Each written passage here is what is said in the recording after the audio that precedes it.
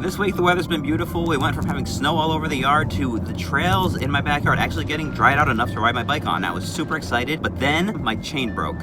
And this has never happened to me before. I'm brand new to fixing a chain, so if you're in this same boat and aren't sure if this is something you can handle yourself or if you need to take it to an expert, then come along with me, we'll find out, because if I can do it, you can do it. So I started off by going on my bike manufacturer's website and was able to find the exact chain that my bike came with. Looked that up on Amazon, was able to find it. I also ordered a set of bike chain tools because I didn't have those.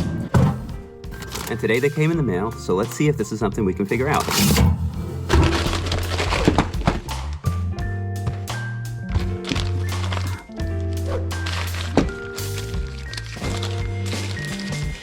I was able to look up the exact chain that I had. Said it was this KMC Z9. The 9 stands for 9-speed, which is what my bike is. So hopefully this is going to be good without any adjustments needed. Just open this box. I got all those tools, which would be good to have, but I forgot that it comes with, whoops, whatever these are called. I think they're called quick links to put it together. So I might not actually need the tools. The next thing we want to do is measure these to make sure they're the same length, because obviously that is important. Yes, so the new one is quite a bit longer. It was a good idea to buy the toolkit because we're going to need it. Also, you might be thinking, why did I buy the same chain that I had that broke when this bike is only about a year old? And it's because I didn't really have time to look into what other kind of chains might be better. So I knew this one would work.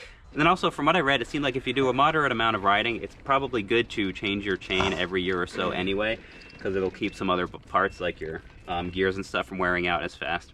So I figured, why not? It's not that expensive. All right, as you can see, that's my broken link right there on my old chain. And then we've got the quick link we're adding to it. So we want this to be the last section. Okie dokie. So this is the chain breaker tool that I've looked up a few videos on how to use. We'll see if I can remember how here. Let's see. This thing we're gonna need later, we're gonna set to the side. That's something to help put it back together, I think. So I've taken my new chain, I put painter's tape around it so I wouldn't lose my spot if I dropped it. Now that's on there. Now I think we tighten this down. Maybe, that's as far in as it goes. So now we're gonna twist this in and we're gonna find out if we need to take this to the actual bike shop or not. I don't feel really good about the way that's lining up. See how it's like pushing it to the side slightly. I want it to be pushing flatter than that, but this is not screwing in further. What if I do this? What if I pop that off? So there's two different ridges on there. I had it on that one, but I think I needed it on this one because this wouldn't screw in far enough to put even pressure on the other side. Oh, it's starting to go. Something's starting to happen. There we go. Now will we find out that I destroyed it?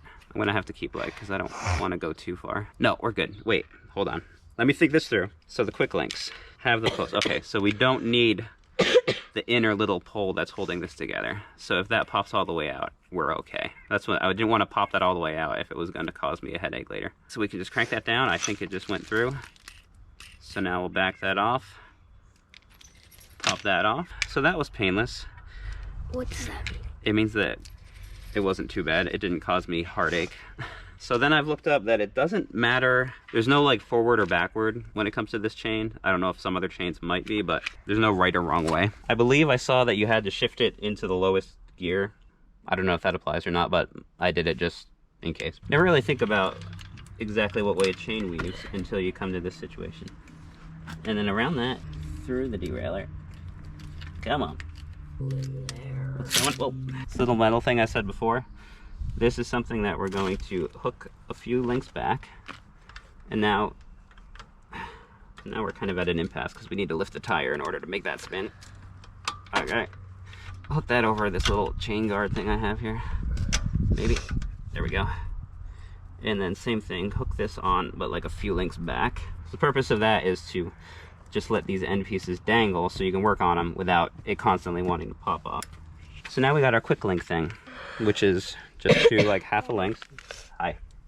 Can we still go to Muscle until see if you fix Yeah, that's the plan. I think this came with instructions. We got instructions in 15 different languages. Fitz Ketting, Cantala della Bicicletta, Farada Kete. Bicycle chain.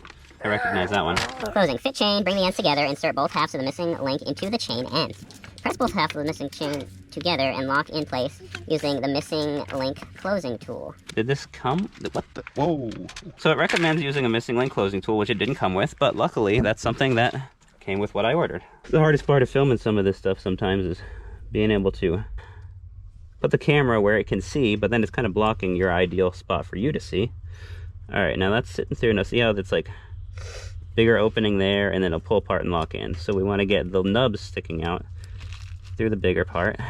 Now we want to take this, I think, and make the whole thing. No, no, no, no, no. Don't. You're trying to sabotage me. So now we're going to put that through there, maybe, and pull it apart. Pull it extra hard. I heard it click, but just double check. Pop that off. We're pedaling. All right, shift. Shift.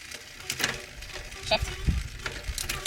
All right, that was a little bit clunky, but that could have just been because Eli doesn't know how to shift, and he was the one doing it. So now I think it's probably time for a test ride.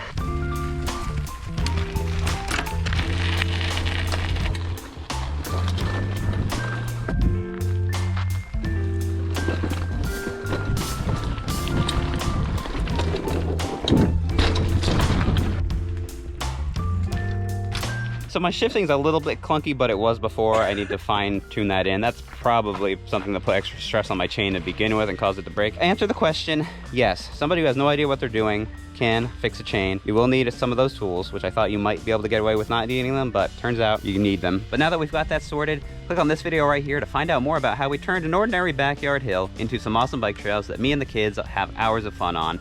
See you over in that video. Until next time, get out there and have a Fun sense adventure. Up, yo, up. Woo, woo. That kid's a weirdo.